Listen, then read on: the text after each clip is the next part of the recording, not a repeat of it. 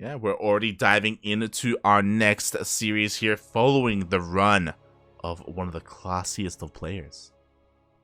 Yeah, up against one of the... Well, we'll find a description for him as the series unfolds. As we kick things off here on Lightshade LE. We're in the top left-hand corner map, starting all the way in the top left-hand corner. We have the red Terran player coming out from the land of Taiwan. Currently at his beach house in the Caribbean, I guess. He is going to be representing himself, as far as I can tell. We have the gentleman Terran, JavieR. And spawning in the bottom right-hand corner of Lightshade LE, we have... Oh, I appreciate the non-waifu. We have the Taiwanese Protoss player representing Clan Kyoga. It is KJJ. AKA JWA. Does that G look like a 6 to you? It does. It does. You're not seeing things. Well, you are, but... Yeah. I took graphic design. Ain't got a credit in it. So, gotta see it. Meanwhile, I want to give a shout out to TG in the chat. It was completely unintentional. I had no idea what it meant, but apparently small go means puppy in Taiwanese. Or Zergling. Because Zergling and puppy is the same, apparently. Well, they are according to Carbots. So. True. Very true. I guess he's a Zerg player then? There is a Zerg player then? That would make sense. That would make sense. Whoa, hold on. Wait. Gao. Yeah. Dog in Mandarin. So, hold on. So, if small go means puppy, is Go-Go Joey, is that meant to mean Zergling? Like... Is it? Like, for Go-Go Joey, is there something behind his name that alludes to Zerg as well? Well, his IRL name is Joey, so... This is true, he is Joey Quan. Quack. Yeah, Quack even, Oh, it might be Quan, I don't remember. You're not wrong. Oh, God. Go-Go. Look, we're just trying to piece things together, okay? Things that may not languages. Yeah, they may not necessarily connect, but we're trying to find some connections. That's how my brain works. It really is. I can confirm that. That's why I have a styrofoam board taped to my wall next to my desk. Sort of conspiracy board. Jesus Christ. So at least nothing's on it yet. Not yet. Because I can't find any string. Meanwhile, we do have a Reaper opener here from... I like that from JavieR. Yeah, I looked at the Korean name and I was lost. I saw it's a deer in the headlights, face. Your eyes so you were like, from... Oh God, I was like, who are we casting? Is it Lemon? For a second. The beauty of webcams. Oh God. But, with his Reaper, at least he was able to scout the Twilight Council opening, well aware of what's coming his way. He knows there's no, fast Robo for fast Colossus or Stargate or anything crazy like that.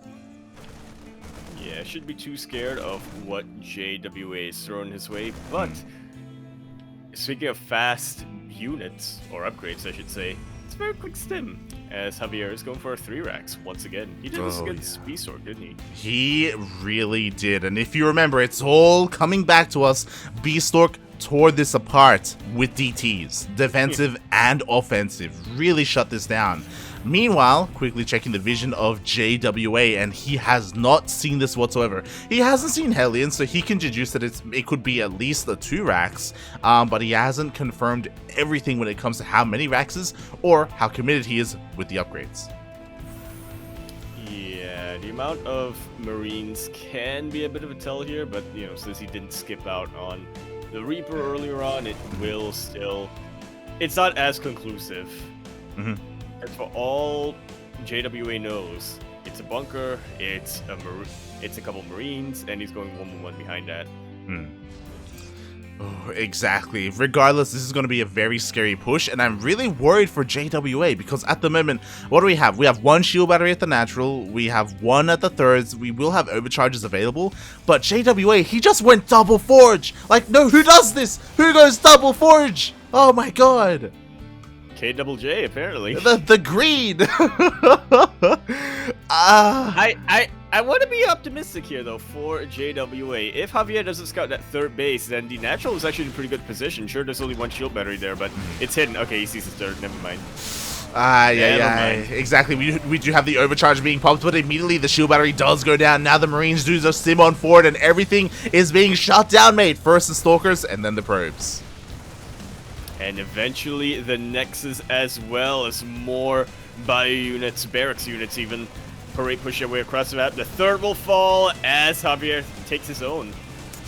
Exactly, and maybe not just the third, because honestly, even though there's no medevacs and even though every stim hurts, like, these Stalkers, they don't trade well against Marine and Marauders at all. We need charge lots, and charge is still so long away.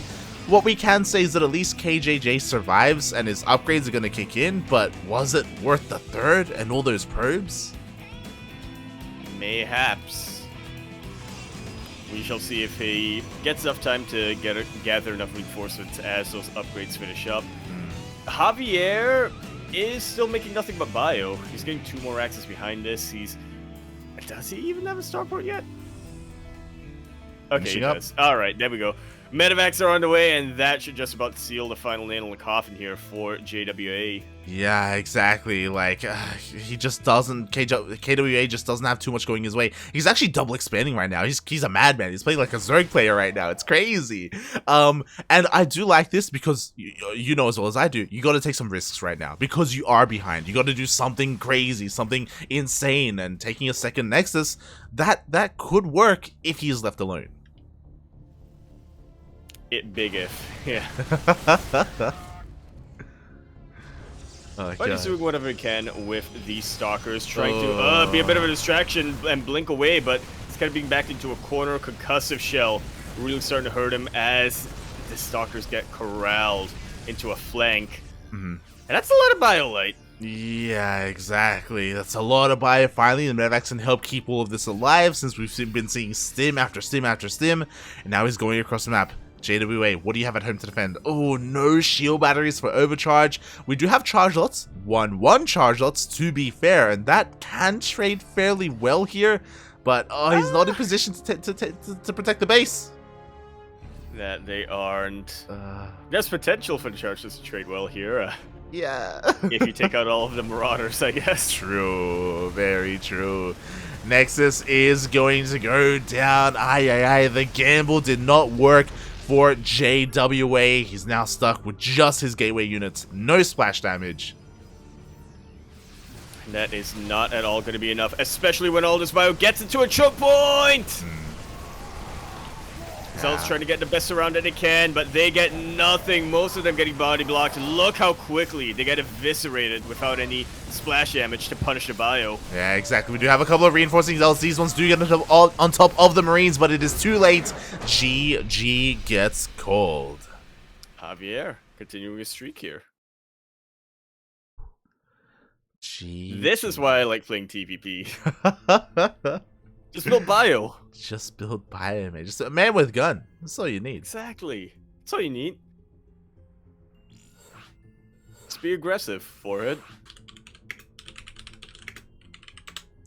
Just be aggressive. Ooh, as Javier does take the first game there. It was a little bit unfortunate. Like KJJ, he was in the dark for a lot of that, right? Like he didn't necessarily know what was coming his way. He didn't know how aggressive his opponent was being, and because of that, he wasn't prepared. Ooh. Yeah, unfortunately. So making a lot of assumptions that game. I mean, he started off fairly safe, getting Blink. It's kind of a safe choice for an opening, but after that, he was kind of just assuming Javier would be playing straight up, you know, maybe trying to harass later on, and he could try to deflect that with Blink, but it was not the case at all. Yeah, I'm still on. I'll be real. I'm still shocked by that double forge. Like that was like, whoa! You never see that. That was the greed, mate. And again, maybe if his opponent did go for a 1-1-1 opening for like, I don't know, like a banshee or some widowmine drops or something. Or, yeah. Yeah, like that would have kicked in, and maybe he would have been able to hit a timing with that. But alas, 'twas not the case. This is just reminding me a lot of Steel's analogy for Protoss, right? Yeah, he's just like that plunger. No, that was Zerg. It's all about the cake, you know? You gotta keep the cake alive, otherwise you don't win, and everybody's trying to eat the cake. As we continue our series here on Oxide LE, we're in the bottom left-hand corner map, starting all the way in the bottom left-hand corner. We have the red Terran player coming down from the land of Taiwan. He is, of course, going to be representing himself, as he is using his name as his clan tag. He's also using a Korean name here, but I unfortunately can't read Hangul. He is JavieR. And spawning in the top right-hand corner of Oxide LE, we have the Taiwanese Protoss player representing Clan Kyoga. It is KJJ.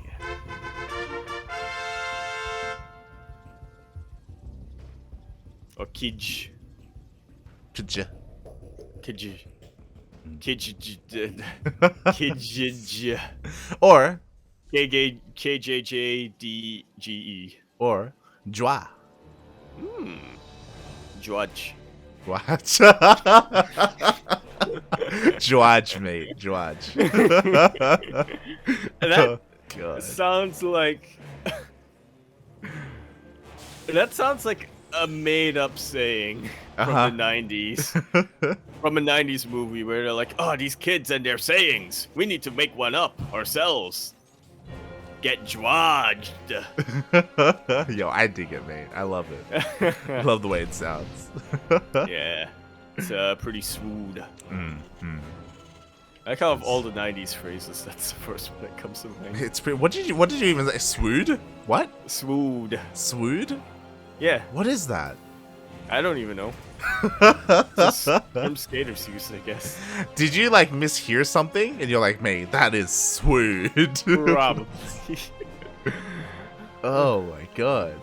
Meanwhile, yo, we are seeing something very similar. Once again, very early NG Bay, mate. Yep. He's going for a planetary rush. Oh. Working on that. What's it called? What's that? Yakuzaku auto tracking. You know what it is. Oh god. Everyone knows what it is, but nobody gets it. It's awful, mate. It's awful. Oh, You know what? It's really good for when you have two Terran players going planetary rush, and one player remembers to get high-sec auto-tracking, and the other player forgets. That's never happened before in the history of StarCraft. That it has. Wait. That it has. Have you In planetary rushed someone else? In an informal... I haven't, but Kerwin did it against Multicast. Oh my god. I remember that. Jesus Christ. The meme games. Well, speaking of planetary rushing, that's not what we're seeing here. Instead, we were talking about it. Another 3 racks with +1. Hopefully KJJ has a better response to that. So far he hasn't seen it, which is what is a little bit worrisome. Yeah, he still tries to be very vigilant with the scouts, I notice. You know, keeping the adept out for as long as possible, trying to shade in. Unfortunately, in the last game, wasn't able to sneak it in, and he made a lot of assumptions that ended up being wrong. Hopefully this time he's going to play a lot more safe if he can't get that scout. He better not throw down 2 forges, man. And to be fair, like... Yeah, throw down 3! Let's go, all 3 upgrades at once, let's go! To be fair, I know that I'm harping on that. I mean, obviously, there's more that comes into defending against this kind of aggression here, especially, like, again, this isn't just your typical 3 racks, there's +1 with it as well. That's how powerful this push is going to be. Yeah, he may only have one stim, but that's one stim that'll kill basically anything in front of the Oh, bio. he's doing it again! He's doing it again!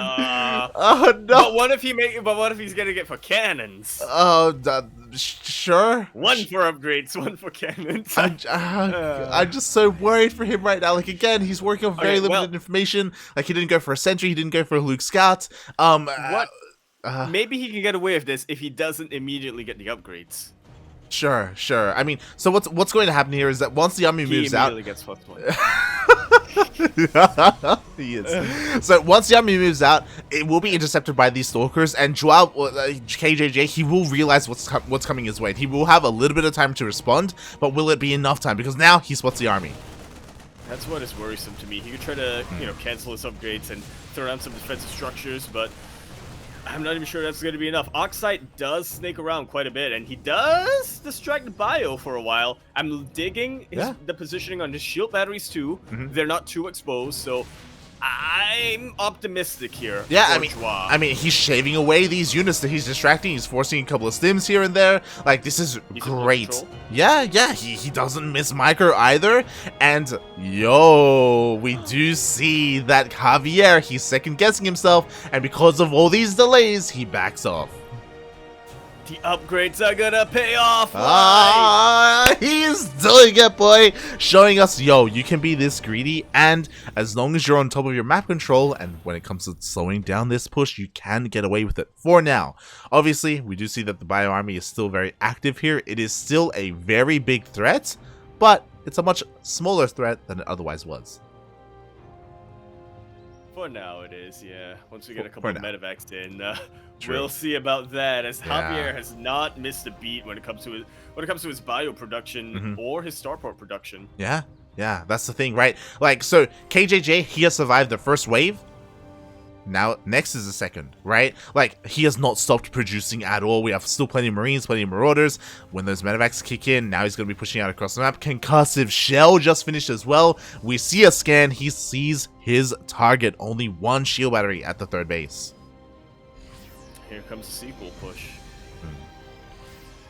Oh, the positioning, though. The positioning. Right in the shrubbery. Best case scenario, Draw's gonna be able to sight these medevacs. Oh, but the Vanguard stim. Checking to see if there was anything in the shrubbery. Very on top of his map information, JavieR is. Yeah, but yo, the Blink Stalker Micro, once again, the Marines do get picked off one after the other, and JavieR is not feeling it. He's not feeling confident to move out across the map. Yeah, I think he might have clicked on one or two of those. On one of those stalkers and realize, oh, you have 1-1. You know, that's what it was. Maybe I should wait a little bit longer. That's what it was, mate. He clicks on them, he sees the upgrades, and that just the mental warfare just attacks it. This madman, he's double expanding. He's like Haas. You love to see it. This is exactly why Haas makes the best cakes. Oh my god. It's one of those things where, mate, he's trying to play like Haas, but is he Haas? You know, can he pull this off? Again, relying on no Colossus, no Disruptors, no nothing, just Zealots and Stalkers. He may actually be able to. Concussive Shell did finish up, and that is allowing him to kite these Zealots so well. Actually forcing a lot of these Zealots to eat the mine shots. Very good connections here for JavieR. Once again, stimming backwards, kiting these Zealots as best he can, but these Stalkers still get pot shots in. Exactly, he's doing it. He's pushing the army away. We do have a couple more Wood Mines coming in though, and the shots are going to go off on some of these Zealots. Ooh, one of them does whiff though, and KJJ does hold on for now. He needs to continue to warp in. That's the scary thing about this push. Again, he's relying on gateway units. He needs to be on top of his warp ins.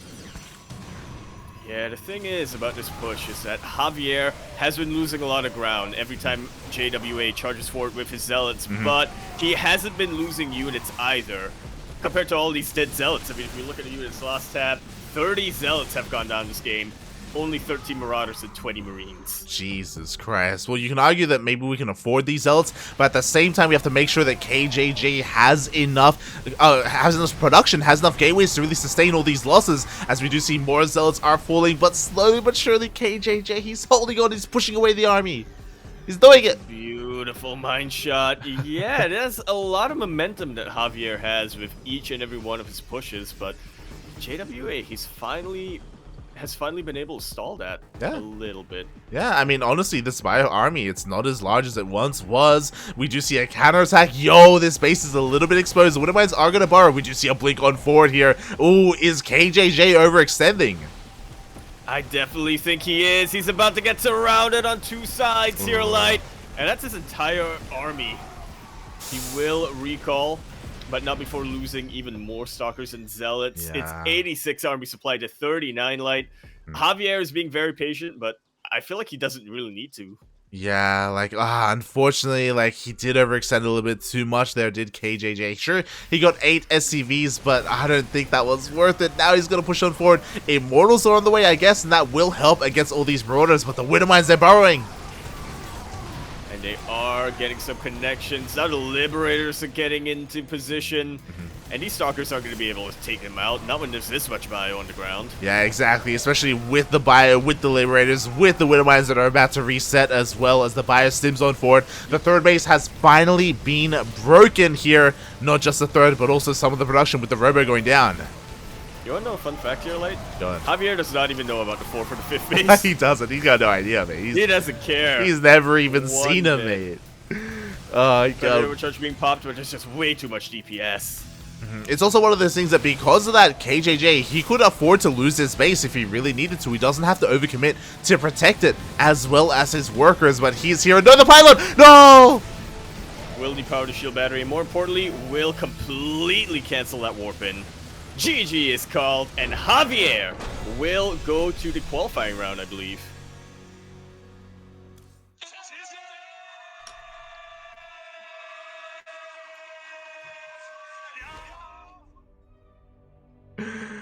GG, well played. Congratulations, JavieR and KJJ. You know, we were theorizing, yo, is this KJ's son? Is it his long-lost child? But watching that game, and even chat realized that, yo, that was very reminiscent of Haas. I wouldn't be modern Haas, yeah. Yeah, like I part of me wishes that I don't know if maybe he's like inspired by Haas and he's trying to play like him, or maybe because they're from the same reason, Haas has taken in, you know, someone under his wing. He's raising a child, unbeknownst to us all. I don't see a waifu, so True. can't be that influenced by Haas. Very true. He came to this style completely independently, even though it already existed. Oh god, regardless, congratulations JavieR for moving on in this bracket, taking down a Protoss player towards that qualifying match. And shout out to KJJ, like, we have never seen him before, we've never casted him before, and he has a very unique style, a very fun style. Yeah. You were mentioning that, yeah, it's very reminiscent of Haas when it comes to how greedy he plays for his expansions, but not even Haas goes for double forge upgrades that quickly. And I'm actually just catching up on stream here, like, he was getting 3-3 towards the end of that, but it didn't matter against the 1-1 bio because JavieR had that many barracks that were producing. Yeah, he was trading that efficiently. I think the difference is that, like, again, it was very reminiscent of Haas because Haas does rely on just pure gateway units and pure economy, but he also goes for a lot of run bys and a lot of harassment, and he also keeps, like, the Terran player busy at home on top of everything. So there is a little bit more to it. But KJJ, like, he's definitely got a part of it, right? And I hope that he sticks with it. There is success to be found there, and yeah, I'm impressed. I'm a bit of a fan. Definitely.